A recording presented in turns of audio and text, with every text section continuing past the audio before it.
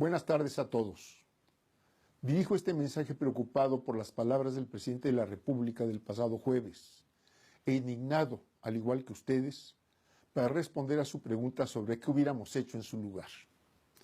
Es innegable que el incremento exagerado e injustificado al precio de la gasolina ha rebasado el límite de nuestra tolerancia y ha desatado el enojo de la gran mayoría de los mexicanos, cansados por tantos años de crisis económica, inseguridad, corrupción e impunidad de la autoridad. Prácticamente, en todas partes estamos viviendo un clima de encono y protestas espontáneas que, en muchos casos, están tratando de ser envueltas con acciones violentas, que algunos atribuyen a una estrategia de provocación que justifique la intervención policíaca y disuada a los ciudadanos de toda protesta legítima y pacífica.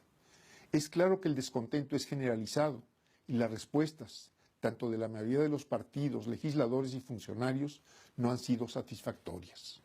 El presidente parece desconocer que los 4 años de su gobierno y los últimos 35 de neoliberalismo han sido de fracasos, que los gobiernos se han desentendido de procurar el bienestar de las familias y proteger la soberanía nacional, cayendo en un descrédito profundo. Hoy, ante esta nueva crisis, ¿a quién le habla usted, señor presidente? ¿A los responsables de las crisis o a aquellos que pretenden que las paguen? La insensibilidad del Ejecutivo frente a la magnitud y profundidad de la protesta social solo puede entenderse por la terrible fractura entre sus objetivos y las necesidades de la mayoría de los mexicanos. Es una simpleza postular que el gasolinazo solo afecta a los automovilistas. La desregulación de los mercados de la energía que el gobierno ha emprendido es resultado de la reforma energética, pero la liberación de precios es un proceso que chocará ineludiblemente con la reducida capacidad de compra de la intensa mayoría de los mexicanos.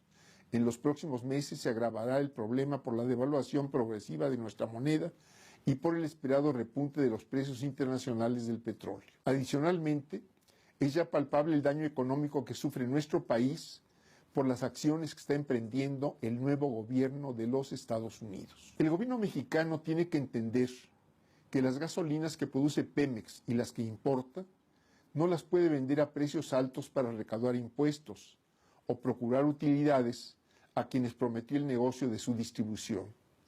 De la misma forma, debe conceder que el país no está frente a un problema fiscal derivado del combustible, sino frente a las políticas equivocadas aplicadas a lo largo de 5 sexenios. La Ley de Ingresos para el 2016 fijó la recaudación del impuesto especial a las gasolinas en 209,000 millones de pesos y se recaudaron más de 285,000, es decir, más de un tercio de lo presupuestado. Para 2017 se volvió a establecer una meta de 284,000 que superará sin duda los 300,000, dada la tendencia de la demanda nacional.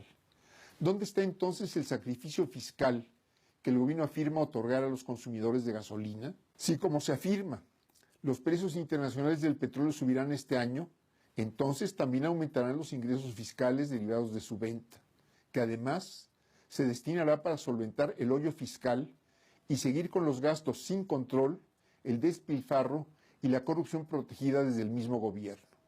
Es evidente que estas medidas fueron tomadas con una gran insensibilidad política.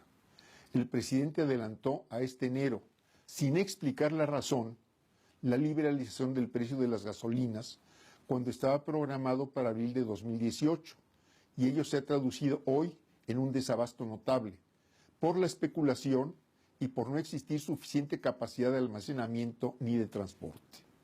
En su momento, fuimos muchos los que señalamos las consecuencias negativas que traería la reforma energética para el país. Por más de 78 años, y más allá de los errores y corrupción en su conducción, Pemex ha sido un gran instrumento para el desarrollo industrial del país. Particularmente, su capacidad de refinación es una de las más grandes del mundo.